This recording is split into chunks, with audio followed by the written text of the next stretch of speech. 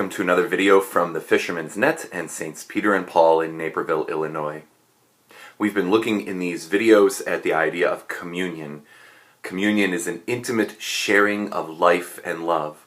And we've said that we're created for this communion with God. We've been called into this communion. Through sin, we've ruptured this relationship, but God has set out on this rescue mission to restore communion, and that culminates in the death and resurrection of Christ. God enters into communion with us to restore that communion. So what's the end game? What's the consummation of this communion? What's it all leading toward? Well, we can look at two different ends, two different consummations. In this life, communion consummates in communion. And this is where we get to what most Catholics think of when they hear the word communion, to receiving Holy Communion. In this life, the consummation of this intimate relationship of life and love with God is in receiving the Eucharist. In receiving Holy Communion, and that's why we call it communion, we receive into us the body, blood, soul, and divinity of Christ. God comes to dwell in us in an incomparable and unique way. It's a one flesh union. God wished to restore communion with us so much that not only did he become one of us, but now he comes to us under the appearance of bread and wine to come into us as individuals. Even St. Paul kind of uses this idea of communion when he speaks to the Corinthians about the Eucharist. And when he describes the Eucharist, he says, "Is not the bread that we break," and he uses that Greek word now for communion, "is it not the koinonia in the body of Christ? Is not the cup of blessing which we bless the koinonia in the blood of Christ?" And some translations will say, "Is it not a participation or a sharing?" St. Paul's also saying, "Is it not a communion in the body and blood of Christ?" So in this life, there is no greater communion than receiving the Eucharist.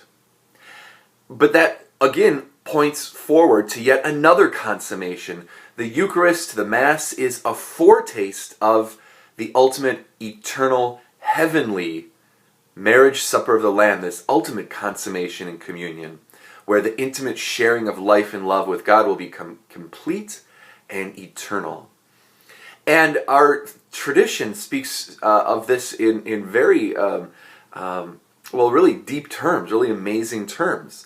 St. Peter says, for instance, in one of his letters, that we're going to be partakers of the divine nature. Not only are we simply going to go to heaven and be in God's presence, but we're going to become like him, whatever that means. It's called divinization. We're going to become like God. As St. Peter says, we're going to share or become partakers in the divine nature. Well, what's the divine nature?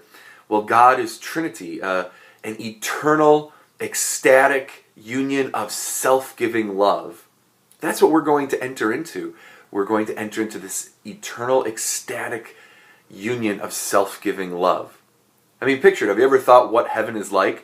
A lot of even our best artistic representations are little cherubs on clouds playing harps. A lot of people imagine they'll just spend an eternity doing whatever they liked on earth. So if you like fishing on earth, you're going to spend eternity fishing, and that's heaven.